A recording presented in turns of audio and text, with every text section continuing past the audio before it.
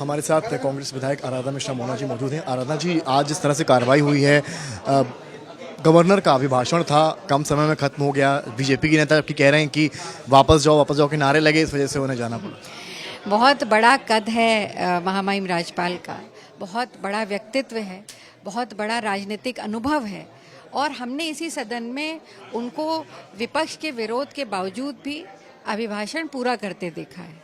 क्या वजह है कि आज मात्र 8.5 मिनट में और 42 पन्नों में से केवल 2 पन्ने पढ़कर उन्होंने अपना अभिभाषण समाप्त कर दिया। इसका स्पष्ट यही है कि दिशाहीन सफ़ेद कागज़ पर जो झूठ की काली स्याही से भारतीय जनता पार्टी ने अभिभाषण में जो लिखा था उससे महामहिम राज्यपाल सहमत नहीं थी। उस झूठ की भागीदार वो नहीं बनना चाहती थी। जो प्रदेश की जनता के साथ छल हो रहा है, पाप हो रहा है, उसकी वो भागीदार नहीं बनना चाहती थी, इसीलिए उन्होंने उसको संक्षिप्त रखा। लेकिन वो कह रहे हैं कि जो है ये सारी चीज़ें इसलिए हुई क्योंकि विपक्ष ने हंगामा किया है, ऐसा आरोप बीजेपी लगा। देखिए, हमेशा से विपक्ष अपनी बात रखता है, ये सदन गवाह है। क्या भारतीय जनता पार्टी के कार्यवाही निकाल के देख लीजिए, जब विपक्ष में थी बीजेपी तो क्या अभिभाषण का विरोध नहीं करते थे, पर अभिभाषण पढ़ा जाता था। और इसी सदन में पिछले बजट सेशन में भी विरोध हुआ था, पर महामहिम राज्यपाल ने अपना उद्बोधन पूरा किया था। हुकुम के नंबर्स को लेकर आपका स्टैंड क्या है? क्योंकि समाजवादी पार्टी लगातार कह रही है कि नंबर्स छुपाए गए। देखिए, ये बात तो सच है कि कहीं ना कहीं अव्यवस्था हुई, एक दर्दनाक घटना हुई और उसमें जो सरकार ने आंकड़े जारी किए वो 30 के किए। पर अभी भी मैं ये जानना चाहती हूँ कि बहुत से ऐसे लोग हैं जो सोशल मीडिया पे, न्यूज़ चैनल पे, अखबारों में या वहाँ पे लोग हम लोग को भी संपर्क कर रहे हैं, जो कह रहे हैं कि उनके प्रियजन जो हैं वो मिसिंग है। बहुत सी ऐसी पार्किंग लॉट्स में गाड़ियाँ हैं जो अनक्लेम्ड खड़ी हैं, वो लोग कहाँ गए?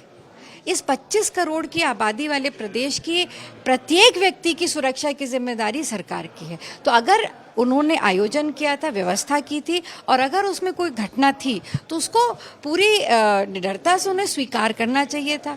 उसके जिनकी वजह से ये घटना हुई, जिन अधिकारियों की जिम्मेदारी थी, उन पर कार्रवाई होनी चाहिए थी, पर अभी तक नहीं हुई। तो सवाल तो उठेंगे और जवाब देना पड़ेगा। आखिरी सवाल आपसे, एनजीटी ने जो है रिपोर्ट दी है, कहा है कि जो प्रयागराज में गंगा का पानी है वो प्रदूषित है, उसमें बैक्टीरिया पाए गए। देखिए, पूरी तरह से मैं इतना कहूँगी, मैं तो उसी प्रयागराज में पैदा हुई हूँ, वहीं मेरी शिक्षा हुई है।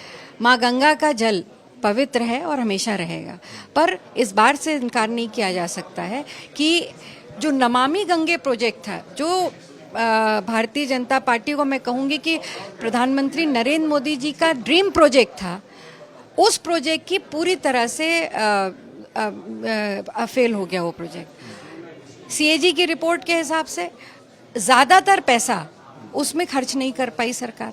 अभी तक बहुत से ऐसे अनट्रीटेड सीवेज हैं जो गंगा में जा रहे हैं, तो उसके लिए कौन जिम्मेदार है? अगर ऐसा हुआ है तो सरकार जिम्मेदार है, केंद्र सरकार और डबल इंजन की यूपी सरकार। आखिरी सवाल है आपसे, कांग्रेस नेता उदित राज ने एक बयान मायावती जी को लेकर दिया है, काफ़ी अमर्यादित बयान है, उस पर आपका क्या? देखिए, बहुत ही, मैं इतना ज़रूर कहूँगी कि वो एक महिला है, राजनीतिक कद उनका बहुत बड़ा है, राष्ट्रीय स्तर की वो नेता है, इस प्रदेश की कई बार मुख्यमंत्री रही, हम सबकी उन पर एक गौरवान्वित उनका इतिहास रहा है और एक बड़े समाज का प्रतिनिधित्व करती हैं वो। और किसी भी महिला पर राजनीतिक रूप से इस तरह की टिप्पणी करना, इसका मैं पूरी तरह से विरोध भी करती हूँ, खंडन भी करती हूँ। और जहाँ तक किसी ने भी, जिसने भी किया हो, मैं ये उनकी व्यक्तिगत बात हो सकती है और इस पर उनको क्षमा मांगनी चाहिए। बहुत शुक्रिया बात करने के लिए। तो आपने सुना कि आराधना मिश्रा मोना है, कांग्रेस नेता हैं और साफ कह रही हैं महाकुंभ को लेकर आंकड़े छुपाए गए हैं और सरकार को इसका जवाब देना चाहिए। कैमरामैन गौरव गुप्ता के साथ समर्थ श्रीवास्तव, लखनऊ आज तक।